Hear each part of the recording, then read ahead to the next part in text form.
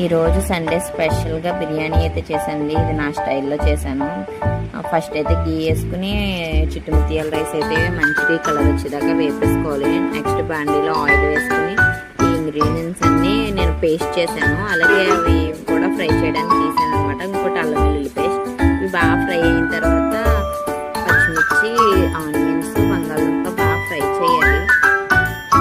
అవి బాగా ఫ్రై అయిన తర్వాత నానబెట్టుకున్న బఠానీ ఉన్నాయి, పచ్చి బఠానీ అంటారు కదా, సో అవి కూడా వేసుకుని బాగా కలిపేసుకోవాలి. అవి కలిపేసిపోయిన తర్వాత అల్లం వెల్లుల్లి పేస్ట్, నేను చేసుకున్న అన్నీ కలిపిన పేస్ట్ అవుతుంది కదా, అవి కూడా వేసి బాగా ఫ్రై అవ్వాలి. పచ్చి వాసన అంతా పోయేదాకా ఫ్రై అవ్వాలి.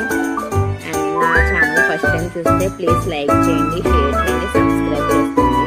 తర్వాత వచ్చేసి కారం అన్నమాట. మనకి ఎంత స్పైసీ ఉంటే మనం కారం వేసుకోవాలి. అలాగే ఒక గ్లాస్ బియ్యానికి 2 గ్లాసులు చొప్పున వాటర్ అయితే మనం వేసుకోవాలి. అవి బాగా కలిపేసిన తర్వాత మనం తగినంత సాల్ట్ అయితే సాల్ట్ వేసుకుని మూత పెట్టేసి బాగా బాయిల్ అవ్వాలి.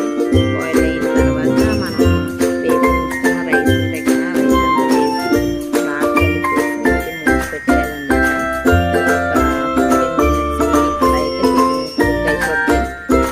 లాస్ట్లో వచ్చేసి గీ వేసుకున్నాం. మంచి టేస్ట్ వస్తుంది. గీ వేసుకుని బాగా కలపాలి. అవి బ్రేక్ అవ్వాలన్నమాట రైస్. సో ఈరోజు సండే మేమైతే బిర్యానీ చేసుకున్నాం. నేను మటన్ కర్రీ చేశాను. దాని కాంబినేషన్ చాలా బాగుంది. తప్పకుండా ట్రై చేయండి. Thank you so much. Bye.